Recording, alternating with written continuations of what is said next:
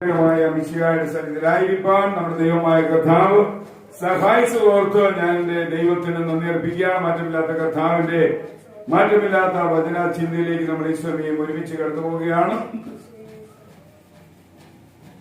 എവിടെ തകർന്ന പ്രാവയുണ്ടോ അവിടെ തകരാത്ത അനുഗ്രഹമുണ്ട് എന്ന് ബൈബിളിൽ കാണുവാൻ സാധിക്കും. പ്രിയ വാത്സല്യമുള്ള ദൈവമക്കളെ, where is broken rock, there is divine blessing. ഇന്ന് പ്രകാരം തകർന്ന പാറയിൽ നിന്ന് ഒരിക്കലും തകർക്കപ്പെടുവാൻ കഴിയാത്ത ദൈവത്തിന്റെ അനുഗ്രഹം പ്രതീക്ഷിച്ചുകൊണ്ട് നമുക്ക് ഒരുമിച്ച് ദൈവ വചനത്തിലേക്ക് കടന്നു പോകാം. പുറപ്പാട് പുസ്തകം 17-ാം അധ്യായം. പുറപ്പാട് പുസ്തകം 17-ാം അധ്യായം അതിന്റെ 5 മുതൽ 7 വരെയുള്ള വേദവാക്യങ്ങൾ. പുറപ്പാട് പുസ്തകം 17-ാം അധ്യായം അതിന്റെ 5 മുതൽ 7 വരെയുള്ള വാക്യങ്ങൾ. ഇസ്രായേൽ ജനം മരുഭൂമിയിലൂടെ മോശയുടെ നേതൃത്വത്തിൽ യാത്ര പോവുകയാണ്. രഫീദീം എന്ന് പറയുന്ന ഒരു സ്ഥലത്ത് അവര് താവളമടിച്ച് വിശ്രമിച്ചതിന് ശേഷം അവർക്ക് അവിടെ നിന്ന് അടുത്ത സ്ഥലത്തേക്ക് യാത്ര പോകണം. എന്നാൽ അവർക്ക് അവിടെ കുടിക്കാൻ വെള്ളമില്ല. ജനം മോശയോട് പിറുപിറുത്തു, പരാതി പറഞ്ഞു, നീരസം പ്രകടിപ്പിച്ചു. ഞങ്ങളെ എന്തിനാണ് നീ എല്ലാമുള്ള സ്ഥലത്ത് നിന്ന് ഒന്നുമില്ലാത്ത ഈ സ്ഥലത്തേക്ക് കൊണ്ടുവന്നത്? ഞങ്ങൾ അവിടെ കിടന്ന് മരിച്ചേനെ, അത് ഞങ്ങൾക്ക് ഇതിനേക്കാൾ പ്രിയമായിരുന്നു എന്നും അവരുടെ പരാതി മോശയ്ക്ക് നേരെ വലുതായി തീർന്നപ്പോൾ മോശ ദൈവത്തോട് പറഞ്ഞു, ഈ ജനത്തെ ഇവിടെ നിന്ന് കൊണ്ടുപോകാൻ എനിക്ക് പ്രയാസമാണ്. ഇവരുടെ മനസ്സ് ദോഷമാണ്, ഇവരുടെ വിചാരങ്ങൾ ദോഷമാണ്, ഇവരുടെ ആലോചനകൾ ദോഷമാണ്, ഇവരുടെ ചിന്തകൾ, തീരുമാനങ്ങൾ, നിരൂപണങ്ങൾ എല്ലാം ദോഷമാണ്. അതുകൊണ്ട് ഇതിനൊരു പരിഹാരം നിന്നിൽ നിന്ന് സംഭവിച്ചാൽ മാത്രമേ ഈ ജനത്തെ ഇവിടെ നിന്ന് കൊണ്ടുപോകാൻ എനിക്ക് കഴിയൂ. ദൈവം മോശയോട് പറഞ്ഞു, ഞാൻ നിന്റെ മുൻപാകെ നീ കാണുന്ന ആ പാറമേൽ നിൽക്കും. പ്രിയ വാത്സല്യമുള്ള ദൈവമക്കളെ, നീ ആ പാറമേൽ നിന്റെ കയ്യിലുള്ള വടി കൊണ്ട് അടിക്കണം എന്ന് പറഞ്ഞു. ദൈവ പാറയിലുണ്ട്. മോശ ആ പാറമേൽ തന്റെ കയ്യിലുണ്ടായിരുന്ന ചെങ്കടൽ വിഭാഗിക്കുവാൻ ഉപയോഗിച്ച അത്ഭുതങ്ങൾ ഒന്നിനു പുറകെ ഒന്നായി ഫറവോൻ രാജാവിന്റെ മുമ്പാകെ ചെയ്ത അടയാളത്തിന്റെ അത്ഭുതത്തിന്റെ വടി കൊണ്ട് മോശ ആ പാറമേൽ അടിച്ചു. ആ പാറ രണ്ടായി പിളർന്ന് അതിൽ നിന്ന് കുടിവെള്ളം ഒഴുകി തുടങ്ങി. ഇസ്രായേൽ ജനം അതിൽ നിന്ന് വെള്ളം കോരി കുടിച്ച് അവരുടെ പ്രശ്നം പരിഹരിച്ചു. പ്രിയ വാത്സല്യമുള്ള ദൈവമക്കളെ, ഈ പാറ 1 കൊരിന്ത്യർ ലേഖനം 10-ാം അധ്യായം 4-ാം വാക്യം പഠിക്കുമ്പോൾ ആ പാറ ക്രിസ്തുവാണ് എന്ന് അപ്പോസ്തലനായ പൗലോസ് വ്യക്തമാക്കുകയാണ്. പ്രിയ വാത്സല്യമുള്ള ദൈവമക്കളെ, ആ പാറയെ കുറിച്ച് ഞാൻ നിങ്ങൾക്കൊന്ന് പരിചയപ്പെടുത്തുവാനായിട്ട് ആഗ്രഹിക്കുകയാണ്. ദൈവം കയറി നിന്ന പാറ, മോശ വടി കൊണ്ട് അടിച്ച പാറ, രണ്ടായി പിളർന്ന് കുടിവെള്ളം ഒഴുകിയ പാറ, ഇസ്രായേൽ ജനം വേണ്ടുവോളം വെള്ളം കുടിക്കുവാൻ ദൈവത്താൽ ഉപയോഗിച്ച ആ പാറ ക്രിസ്തുവാണെന്ന് 1 കൊരിന്ത്യർ ലേഖനം 10-ാം അധ്യായം 4-ാം വാക്യത്തിൽ അപ്പോസ്തലനായ പൗലോസ് പറയുന്നു. ആ പാറയെ കുറിച്ച് പൗലോസ് പറയുന്ന ഒരു പദം ഇങ്ങനെയാണ്: സ്പിരിച്വൽ റോക്ക്. അത് ആത്മീയ പാറയാണ്. എന്നെ കേൾക്കുന്ന വാത്സല്യമുള്ള ദൈവമക്കളെ, നമ്മൾ ദൈവസന്നിധിയിൽ പ്രതീക്ഷിക്കുന്നത് ആ പാറയിൽ നിന്ന് തന്നെയായിരിക്കണം. ഒരു ദിവസം യേശുവിന്റെ മരണത്തിന് മുൻപായി ജനങ്ങൾ എന്നെ ആരാണെന്ന് പറയുമെന്ന് യേശു ശിഷ്യന്മാരോട് ചോദിച്ചു. ഓരോരുത്തരും തങ്ങളുടെ അറിവനുസരിച്ച് മറുപടി പറഞ്ഞു. യേശു വീണ്ടും പത്രോസിനോട് എടുത്തു ചോദിച്ചു, പത്രോസേ, ജനങ്ങൾ എന്നെ ആർ എന്ന് പറയും? മത്തായി സുവിശേഷം 16-ാം അധ്യായം 16 മുതൽ 18 വരെയുള്ള വാക്യങ്ങളാണ്. നീ ജീവനുള്ള ദൈവത്തിന്റെ പുത്രനായ ക്രിസ്തു ആകുന്നു എന്ന് പത്രോസ് മറുപടി പറഞ്ഞപ്പോൾ യേശു പത്രോസിനോട് പറഞ്ഞു, പത്രോസേ, നീ ഭാഗ്യവാൻ. മാനുഷികമായ അറിവല്ല നീ പറഞ്ഞത്, സ്വർഗത്തിലെ ദൈവത്തിന്റെ അറിവാണ് നീ പറഞ്ഞത്. കർത്താവായ യേശു പത്രോസിനോട് പറയാം, നീ പത്രോസാകുന്നു, ഈ പാറമേൽ ഞാൻ എന്റെ സഭയെ പണിയും, പാതാള ഗോപുരങ്ങൾ അതിനെ ജയിക്കത്തില്ല. കർത്താവ് പറഞ്ഞ വാക്ക്, അപ്പോൺ ദിസ് റോക്ക്, ഈ പാറയുടെ മീതെ ഞാൻ എന്റെ സഭയെ പണിയും. എന്നെ കേൾക്കുന്ന വാത്സല്യമുള്ള ദൈവമക്കളെ, ആ പാറ ക്രിസ്തുവാണെന്ന് പൗലോസ് അപ്പോസ്തലൻ പറയുമ്പോൾ ആ പാറയിൽ നിന്ന് നമുക്ക് എന്തെങ്കിലും പ്രതീക്ഷിക്കാമോ എന്ന് നമുക്ക് നോക്കാം. From the rock of living water, ആ പാറയിൽ നിന്ന് ജീവജലം കിട്ടും. യിരെമ്യാവിന്റെ പ്രവചനം 2-ാം അധ്യായം 13-ാം വാക്യം നിങ്ങൾ പെട്ടെന്ന് വായിച്ചാട്ടെ. യിരെമ്യാവിന്റെ പ്രവചനം 2-ാം അധ്യായം 13-ാം വാക്യം. ഒരാൾ വെളിപ്പാട് പുസ്തകം 22-ാം അധ്യായം 17-ാം വാക്യം വായിച്ചാൽ പെട്ടെന്ന് വായിക്കണം. യിരെമ്യാവിന്റെ പ്രവചനം 2-ാം അധ്യായം 13-ാം വാക്യം. വെളിപ്പാട് പുസ്തകം 22-ാം അധ്യായം 17-ാം വാക്യം.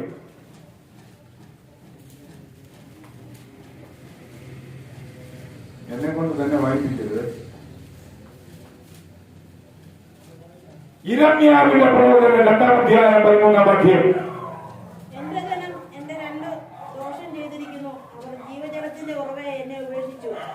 വെള്ളമില്ലാത്ത കിണറുകളെ, പൊട്ടക്കിണറുകളെ തന്നെ കുഴിച്ചിരിക്കുന്നു. കണ്ടോ, ദൈവം പറയുകയാണ്, എന്റെ ജനം 2 ദോഷം ചെയ്തിരിക്കുന്നു. ഒന്നാമത്തെ ദോഷം എന്താണ്? ജീവന്റെ ഉറവയായ എന്നെ നിരാകരിച്ചു, എന്നെ തള്ളിക്കളഞ്ഞു. വെള്ളമില്ലാത്ത പൊട്ടക്കിണർ കുഴിച്ചിട്ടും വെള്ളമില്ല. ആമേൻ. ഹല്ലേലൂയ. അതുകൊണ്ട് വാത്സല്യമുള്ള ദൈവമക്കളെ, ആ പാറയിൽ നിന്ന് ഇസ്രായേൽ ജനത്തിന് കുടിവെള്ളം കിട്ടിയെങ്കിൽ ആ പാറയിൽ നിന്നുള്ള ഒന്നാമത്തെ അനുഗ്രഹം ആത്മീയ ജലമാണ്. പ്രിയ വാത്സല്യമുള്ള ദൈവമക്കളെ, നമ്മൾ മുമ്പ് പാടിയപ്പോൾ പാടാൻ നമ്മളെ പ്രേരിപ്പിച്ച ലീഡർ നമ്മളോട് പറഞ്ഞു, നല്ലതുപോലെ ആത്മീയമായി നമ്മൾ പാടണം, നമ്മൾ ദൈവസന്നിധിയിലായിരിക്കണം.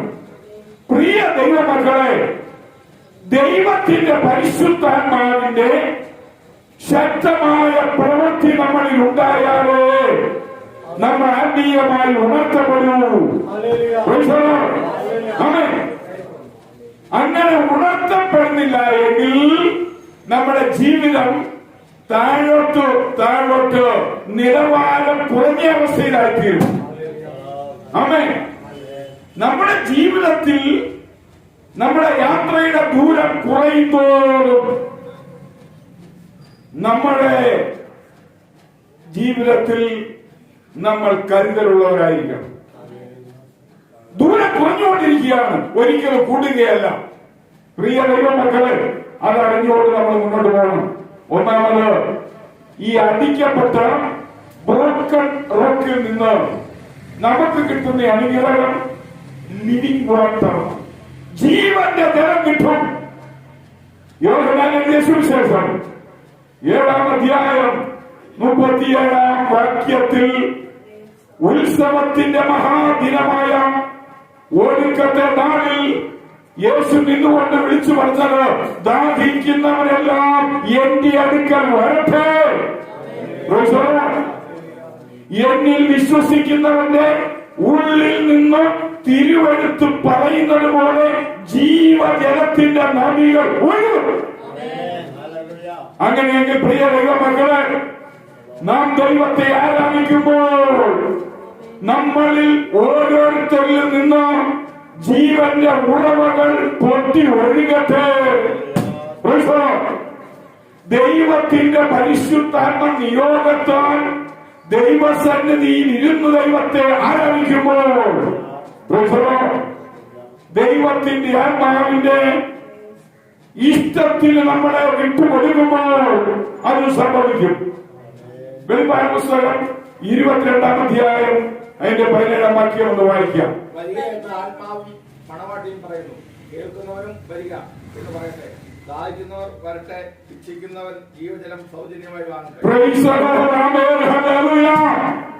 ഒരു പൈസ പോലും കൊടുക്കണ്ട, വിലയില്ലാതെ, ചിലവില്ലാതെ, മുതൽ മുടക്കില്ലാതെ, ഒരു നഷ്ടവും ഭൗതികമായി നമ്മളിൽ നിന്ന് സംഭവിക്കാതെ കിട്ടുന്നതാണ് ഈ കുടിവെള്ളം.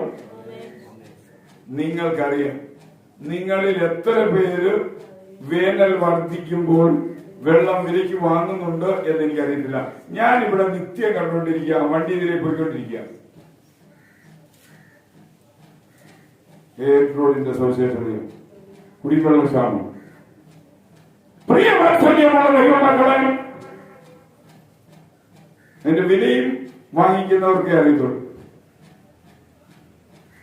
നമ്മള് പൈപ്പ് കണക്ഷനുള്ള സ്ഥലത്ത് താമസിച്ചാൽ നമ്മൾ വാങ്ങുന്ന ആ വെള്ളത്തിന് വാട്ടർ അതോറിറ്റിക്ക് നമ്മൾ പൈസ കൊടുക്കണം.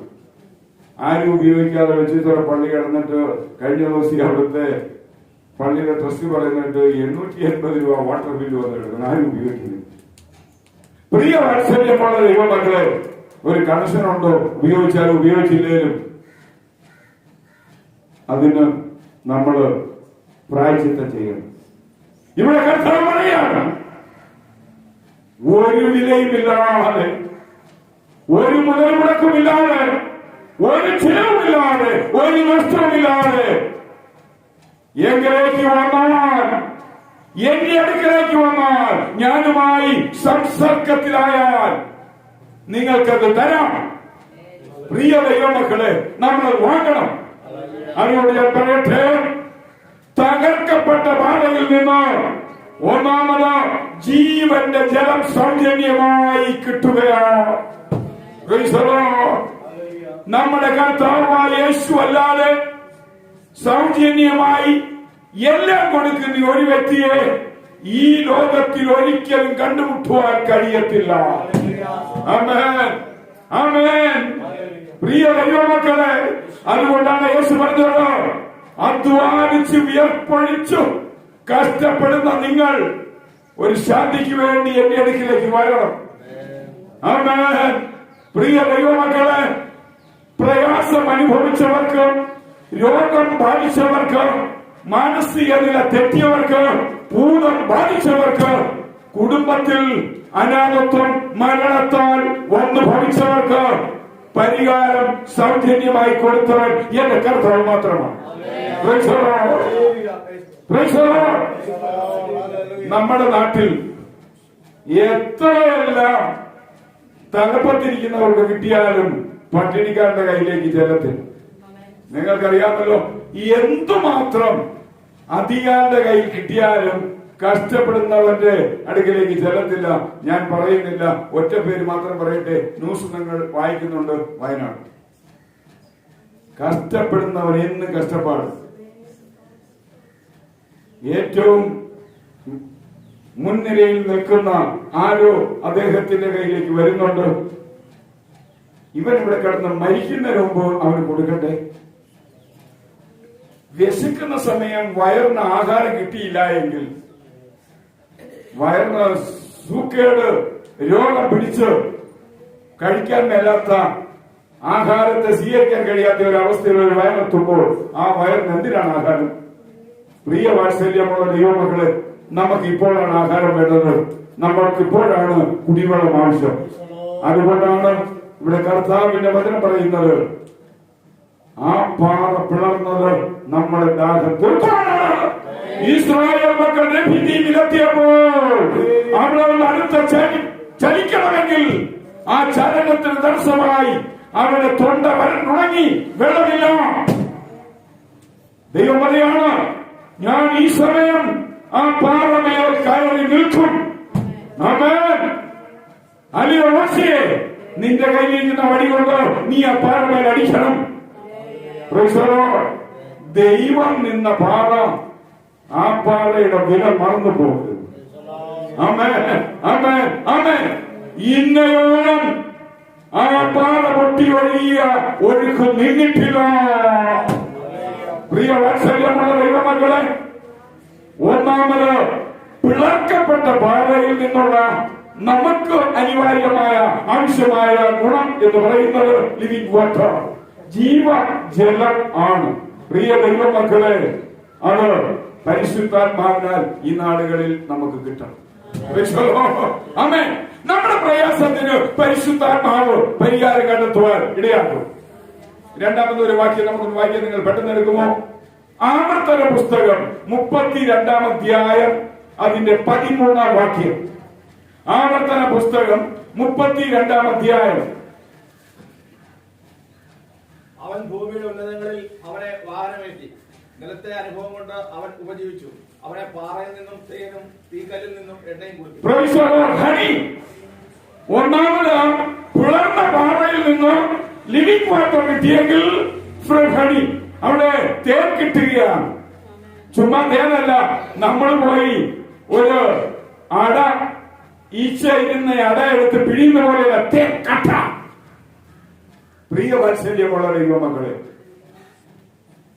തേൻ കട്ട ഉണ്ടോ? ദൈവം കൊടുക്കുകയാണ്. അവൻ തന്നാൽ ഏറ്റവും വലിയ തരൂ. പ്രിയ ദൈവമക്കളെ, 430 വർഷം ഈജിപ്തിൽ കിടന്ന് കഠിന വേല ചെയ്ത് കിട്ടിയ ആഹാരം ആ നാട്ടുകാർ കൊടുത്തതെന്തോ? ഈ 430 വർഷത്തെ ജീവിതാനുഭവത്തിൽ കുടിച്ചിട്ടില്ലാത്ത ജലം, ഭക്ഷിച്ചിട്ടില്ലാത്ത ഭക്ഷണം. ആമേൻ. പ്രിയ ദൈവമക്കളെ, നമ്മുടെ കർത്താവ് തരുന്നത് ഏറ്റവും നല്ലതായിരിക്കും. അവൻ നമുക്ക് എന്തെങ്കിലും തന്ന് നമ്മളെ പറ്റിക്കത്തില്ല. ആമേൻ. ഒരിക്കലും അവൻ നിലവാരം കുറഞ്ഞത്, ഗുണമില്ലാത്തത് നമുക്ക് തരത്തില്ല. ഒന്നാമത് അവർക്ക് ജീവജലം കൊടുത്തു, രണ്ടാമത് അവർക്ക് തേൻ കട്ടയാണ് കൊടുത്തത്. സങ്കീർത്തനം 19-10 നമുക്കൊന്ന് വായിക്കാം. സങ്കീർത്തനം 19-10.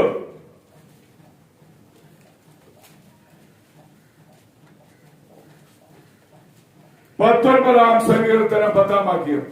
അവ പൊന്നിലും വളരെ തങ്കത്തിലും ഗ്രഹിക്കത്തക്കവേ, തേനിലും തേങ്കട്ടിലും മധുരമുള്ളവ. ആമേൻ. ഹല്ലേലൂയ. ദൈവത്തിന്റെ വചനത്തിന്റെ വിലയോ മാഹാത്മ്യമോ മാധുര്യമോ എത്രയോ വലുതാണ്. അവ തേനിലും തേൻകട്ടയിലും പൊന്നിലും തങ്കത്തിലും മെച്ചം. ആമേൻ. ഈ ലോകത്തിലെ ഏറ്റവും വലിയ നിക്ഷേപം എന്ന് പറയുന്നത് പൊന്നാണ്. നിങ്ങൾക്കറിയാം പൊന്നിന്റെയും സ്വർണത്തിന്റെയും വില അല്ലേ? 1 പവൻ സ്വർണം മേടിക്കണമെങ്കിൽ ഇപ്പോൾ 70,000 രൂപ വേണം. നിങ്ങളുടെ ചെറുപ്പത്തിൽ എത്ര രൂപയ്ക്ക് കിട്ടുമായിരുന്നു? നിങ്ങളുടെ ചെറുപ്രായത്തിൽ 1 പവൻ സ്വർണത്തിന്റെ 8 ഗ്രാം സ്വർണത്തിന്റെ വില ഏതാണ്ട് ഇപ്പോൾ 1 ഗ്രാമിന് 8,000 രൂപയിൽ മോളാണ് വില. ലോകത്തിൽ ഏറ്റവും മൂല്യമുള്ള നിക്ഷേപമായി പരിഗണിച്ചിരിക്കുന്നത് സ്വർണമാണ്. പ്രിയ വാത്സല്യമുള്ള ദൈവമക്കളെ, പ്രത്യേകിച്ച് ലോകത്തിലൊരു വാർ നടന്നാൽ സ്വർണത്തിന്റെ മാർക്കറ്റ് ഭയങ്കരമാണ്.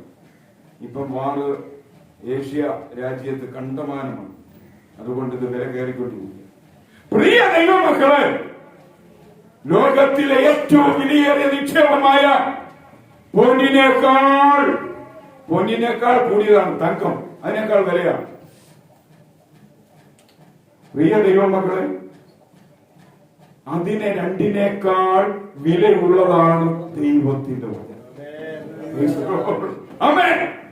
നമ്മൾ ആശ്രയിക്കേണ്ടത് ഇതായിരിക്കട്ടെ. ഒരു സമയം പൊന്ന് നശിച്ചു പോകും, തങ്കം നശിച്ചു പോകും, ഇത് നശിക്കത്തില്ല. ആകാശഭൂമി ഒഴിഞ്ഞു പോയാലും എന്റെ വചനങ്ങൾ ഒഴിഞ്ഞു പോകത്തില്ല. അത് ജീവനും ചൈതന്യമുള്ളതാണ്. ഇരുവായ്ത്തലുള്ള ഏത് വാണിനേക്കാളും മൂർച്ചയേറിയതാണ്. ആത്മാവിനെയും പ്രാണനെയും സന്ധി മജ്ജകളെയും വേർതിരിക്കുന്നത് വരെ തുളച്ചു ചെല്ലുന്നതാണ്. ആമേൻ.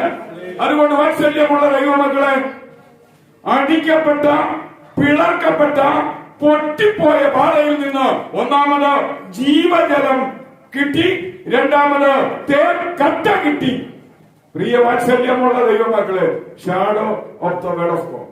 ഈ തേൻകട്ട എന്ന് പറയുന്ന ദൈവവചനത്തിന്റെ നിഴലാണ്. അതുകൊണ്ട് അന്ന് ഇസ്രായേൽ മക്കൾക്ക് തേൻകട്ട കൊടുത്തുവെങ്കിൽ ഇന്ന് നമുക്ക് തരുന്നത് ഇതാണ്. നമ്മുടെ പ്രയാസത്തിൽ, നമ്മുടെ പ്രശ്നത്തിൽ, നമ്മുടെ സങ്കടത്തിൽ, നമ്മുടെ ആകുലതയിൽ, നിന്റെ വ്യക്തിപരമായ കുടുംബപരമായ സങ്കടം മുറ്റി നിൽക്കുന്ന സമയം നീ ഇത് തുറന്നാൽ നിനക്ക് ആശ്വാസ ഗ്രന്ഥമായി മാറും. ഇത് നിന്നെ സാന്ത്വനപ്പെടുത്തും, നിന്നെ തലോടും, നിന്റെ മനസ്സിന് കുളിർമ നൽകും. നിന്റെ കുടുംബത്തിലെ എല്ലാ പ്രതിഷേധങ്ങളും ഈ നിന്റെ മുൻപിൽ വഴിമാറും. അതുകൊണ്ടാണ് സത്യത്തിനക്കാരൻ പറയുന്നത്, തേനിനേക്കാൾ തേൻകട്ടയേക്കാൾ മധുരം, പൊന്നിനേക്കാൾ തങ്കത്തേക്കാൾ മനോഹരം വിലയുള്ളത്. പ്രിയ ദൈവമക്കളെ, നിസ്സാരമായ ഒന്നല്ല ബ്രോക്കൺ റോക്ക്, പൊട്ടിയ പാറ. ആ പാറയിൽ നിന്ന് ജീവജലം കിട്ടുന്നു, രണ്ടാമത് തേൻകട്ട കിട്ടുന്നു, മൂന്നാമത് നമുക്കൊന്ന് വായിക്കാം. ഇയ്യോബിന്റെ പുസ്തകം 29-ാം അധ്യായം 6-ാം വാക്യം. ഇയ്യോബിന്റെ പുസ്തകം 29-ാം അധ്യായം 6-ാം വാക്യം. യോബിന്റെ പുസ്തകം 29-ാം അധ്യായം 6-ാം വാക്യം. അന്ന് ഞാൻ എന്റെ കാലുകളെ വെണ്ണ കൊണ്ട് കഴുകി പാറ എനിക്ക് തൈല നദികളെ ഒഴുക്കി തന്നു. ഒന്നാമത് ലിവിംഗ് വാട്ടർ, രണ്ടാമത് ഹണി, നമ്പർ 3 ഓയിൽ. പ്രിയ ദൈവമക്കളെ, ഓയിൽ, എണ്ണ. ആ വാക്യം ഒന്നുകൂടെ വായിക്കുമ്പോൾ അന്ന് ഞാൻ എന്റെ കാലുകളെ വെണ്ണ കൊണ്ട് കഴുകി പാറ എനിക്ക് തൈല നദികളെ ഒഴുക്കി. വണ്ടർഫുൾ. എന്താണ് പറഞ്ഞാല്, അന്ന് ഞാൻ എന്റെ, നമ്മളാരും ഞാൻ ചെയ്തിട്ടില്ല. പശുവിനെ വളർത്തി വെണ്ണയും നെയ്യും ഉൽപ്പാദിപ്പിച്ച കാലത്ത് പോലും ഞാൻ എന്റെ കാല് വെണ്ണയിൽ കഴുകിയിട്ടില്ല. ചിന്തിക്കാൻ പറ്റുമോ? നിങ്ങൾക്ക് ഒരു കാര്യം ഞാൻ പറഞ്ഞുതരാം. അന്ന് എന്റെ കാല് വെണ്ണ കൊണ്ട് കഴിയുമെന്ന് പറഞ്ഞാൽ നിങ്ങൾക്കറിയാമോ? ഈ വെണ്ണ എന്ന് പറഞ്ഞാൽ ആ വെണ്ണയാണ് ഉരുക്കി നെയ്യായിട്ട് എടുക്കുന്നത്. അതിനു മുമ്പ് നമ്മൾ പാല് ഉറയൊഴിച്ചിട്ട് അതിനെ കടഞ്ഞ് അതിന്റെ മണ്ടയിൽ നിന്ന് വടിച്ചു കൂട്ടുന്ന ആ സമയം ഭയങ്കരമാണ്. പണ്ടത്തെ കാലത്ത് മാതാപിതാക്കൾ കന്നുകാലി വളർത്തുമ്പോൾ പിള്ളേർക്ക്, നമുക്കൊക്കെ നമ്മുടെ പേരൻസ് അങ്ങനെ തന്നിട്ടുണ്ട്. പ്രിയ ദൈവമക്കളെ, അതിന്റെ സ്വാദും അതിന്റെ രുചി ഭയങ്കരമാണ്. ആ വെണ്ണ കൊണ്ട് കാല് കഴുകുക എന്ന് പറഞ്ഞാൽ, ഞാൻ അതിനൊരു ആത്മീയ കാര്യം നിങ്ങളോട് പറയാം. ഇസ്രായേൽ മക്കൾ മരുഭൂമിയിൽ ചെരുപ്പിടാതെ നടന്നിട്ട് അവരുടെ കാലിന് ഒരു പോറൽ പറ്റിയില്ല എന്ന് പറയുന്നതിന്റെ രഹസ്യമാണ് ഈ വെണ്ണ കൊണ്ട് കഴുകിയ കാലുമായിട്ടാണ് അവർ പോയത്. ഏത് സമയവും വൃത്തം, കാലിനകത്ത് എന്തെങ്കിലും പ്രശ്നമുണ്ടെങ്കിൽ കാല് തലയെ നിലത്ത് തൊടാൻ പറ്റത്തില്ല. അതുകൊണ്ട് എന്ത് ചെയ്യും? ആ കാല് സൂക്ഷിച്ചുകൊള്ളും. വെണ്ണയിട്ട് മൃതപ്പെടുത്തിയ കാലിൽ ഒരു പോറലും ഉണ്ടാകാതെ 40 വർഷം എന്റെ ദൈവം അവരെ നടത്തിയപ്പോൾ അവരുടെ 40 വർഷത്തെ മരുഭൂമിയിലെ യാത്രയിൽ ഉപയോഗിച്ച കാല് വെണ്ണ കൊണ്ട് കഴിഞ്ഞപ്പോൾ ദൈവം എത്ര വലിയവനാണ്. ആമേൻ. ഇതിനേക്കാൾ വലിയതൊന്നും എന്റെ ദൈവം ചെയ്യണമോ അവർക്ക്? പ്രിയവാത്സല്യമുള്ള ദൈവമക്കളെ, ദൈവം ചെയ്യുന്നതിനേക്കാൾ അപ്പുറത്ത്, അതാണ് ഞാൻ മുമ്പേ പറഞ്ഞത്, അതിനേക്കാൾ അപ്പുറത്ത് ഈ ലോകത്തിൽ ഒരിക്കലും ചെയ്യാൻ പറ്റത്തില്ല. ആമേൻ. നമുക്കറിയാം ഇപ്പോഴത്തെ നമ്മുടെ നാട്ടിലെ കഷ്ടം. എന്തെങ്കിലും ആരെങ്കിലും നമുക്ക് ചെയ്യുന്നു, മനുഷ്യൻ കിടന്ന് പെടുന്ന പാടുകൾ, അല്ലേ? പ്രിയ വാത്സല്യമുള്ള ദൈവങ്ങളെ, ഈ ലോകത്തിൽ നിന്നൊക്കെ പ്രതീക്ഷിക്കാവൂ. ഇതിലപ്പുറം ഒന്നും പ്രതീക്ഷിക്കേണ്ട. ഈ ലോകം തരുന്നത് മുഴുവനും നമ്മുടെ ബലവത്തായി സൂക്ഷിക്കുവാൻ ദൈവം തന്ന കാലിന്റെ ഉള്ളു കുത്തി കീറുന്ന അനുഭവമേ ഈ ഭൂമിയിൽ വെച്ച് കിട്ടൂ. എന്റെ ദൈവം തരുന്നത് ചെരുപ്പിടാതെ നടന്നാലും ഒരു സൂചി പോറിൽ വരാൻ കഴിയാത്ത രീതിയിൽ വെണ്ണ കൊണ്ട് മൃതപ്പെടുത്തിയ ഇത്രത്തോളം മനോഹരമായ അവസ്ഥയിൽ നമ്മളെ നടത്തുന്നവൻ ഒരുവൻ കർത്താവ് മാത്രം. അതുകൊണ്ട് വാത്സല്യമുള്ള ദൈവമക്കളെ, ഈ പൊട്ടി പിളർന്ന് ഇസ്രായേൽ ജനത്തിന്റെ മുൻപിൽ വേർതിരിക്കപ്പെട്ട ബാധ നിസ്സാരമായ ഒന്നല്ല. അതിൽ നിന്ന് ഇസ്രായേൽ ജനത്തിന് ജീവന്റെ ജലം കിട്ടിയെങ്കിൽ, രണ്ടാമത് തേൻകട്ട കിട്ടിയെങ്കിൽ, മൂന്നാമത് ആശ്വാസത്തിന്റെയും സാന്ത്വനതയുടെയും നമ്മുടെ ശിരസ് മുതൽ ഉള്ളം കാല് വരെ തണുപ്പിക്കുന്ന ഓയിൽ, ഒലിവ് ഓയിൽ. ആമേൻ, ആമേൻ. ആ ഒലിവ് ഓയിൽ വീണതൊക്കെ അഹ്റോന്റെ തലയിലാണ്. ആമേൻ. പ്രിയ ദൈവമക്കളെ, ആ ഒറിജിനൽ പ്യൂർ, ഒരു ആർട്ടിഫിഷ്യലും അല്ലാത്ത റിയൽ ആയിട്ട് ആ ഒലിവ് ഓയിൽ അഹ്റോന്റെ തലയിൽ വീണത് കൊണ്ടാണ് അത് തലയിൽ നിന്ന് താടിയിലൂടെ വസ്ത്രത്തിലൊഴുകി അതിന്റെ വിളിമ്പിലൂടെ തന്റെ ശരീരത്തിലൂടെ കവിഞ്ഞൊഴുകിപ്പോയത്. അങ്ങനെയല്ലേ നമ്മൾ സങ്കീർത്തനത്തിൽ വായിക്കുന്നത്? അഹരോന്റെ തലയിലൊഴിച്ച അഭിഷേക തൈലം അതവന്റെ താടിയിലൂടെ വസ്ത്രത്തിന്റെ വിളിമ്പിലേക്ക്. കണ്ടോ പ്രിയ ദൈവമക്കള്, ഇന്ന് പോൽക്കാലം ഞാൻ പറയട്ടെ, പരിശുദ്ധാത്മാവിന്റെ ലാളനത്തിൽ ഒരാള് ആയിത്തീർന്നാൽ അങ്ങനെ ആയിത്തീരും. ആമേൻ. ഇതാണ്. അല്ല ആൾക്കാർ ചുമ്മാ പറയുന്ന പോലെ അഭിഷേകമല്ല. ഈ അഭിഷേകം ഇങ്ങനെയാണ്, അല്ല ചുമ്മാ ചാടി പറയുന്നൊന്നുമല്ല. എന്നിട്ട് എങ്ങനെ ജീവിക്കാം? വീട്ടിലൊരു ഭിക്ഷക്കാരൻ വന്നാൽ ഒരു ഗ്ലാസ് വെള്ളം കുടിക്കാതെ പള്ളിയിൽ ഇരുന്ന് തലകുത്തി മറിച്ചിട്ട് കാര്യമുണ്ട്. പള്ളിയിൽ ഇരിക്കുമ്പോൾ കാലും കൈയും നിലത്തുറക്കിയല്ല, ചാടി ആകാശം വരെ ചാടും. വീട്ടിലോട്ട് ചെന്നാൽ ഒരു ഭിക്ഷക്കാരൻ കയറി വന്നാൽ ഒരു ഗ്ലാസ് വെള്ളം കൊടുക്കുക. അതല്ല ആത്മീയം. പള്ളിക്കകത്ത് ചാട്ടം കുഴപ്പമില്ല, പുറത്ത് ചാടാതെ ഒതുങ്ങി. പള്ളിക്കകത്ത് ചാട്ടം നല്ലതാണ്, പുറത്ത് ചെല്ലുമ്പോൾ മനസ്സ് ശാന്തമായിരുന്നാലേ നല്ല പെരുമാറാൻ കഴിയൂ. പള്ളിയിലെ ചാട്ടത്തിനൊപ്പം പള്ളിക്ക് പുറത്തും മനസ്സ് ചാടിക്കൊണ്ടുവരുന്ന ഒരുത്തനോടും ഒരു കണ്ണിച്ചോരുണ്ടാകും.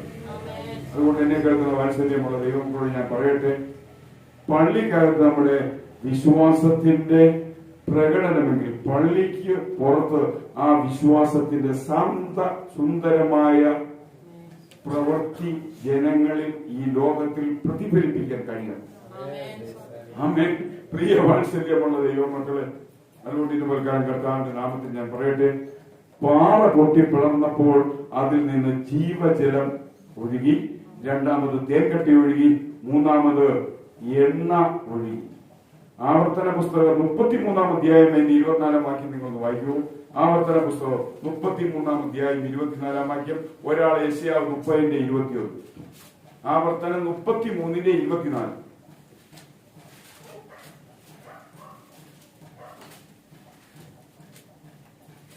ആവർത്തന പുസ്തകം 33-24.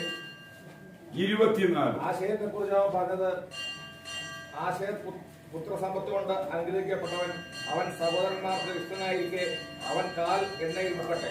ഓ, എത്ര ഭയങ്കരമാണ് വാക്ക്! നിങ്ങൾ മറക്കരുത്, ഓർത്തിലാണ്.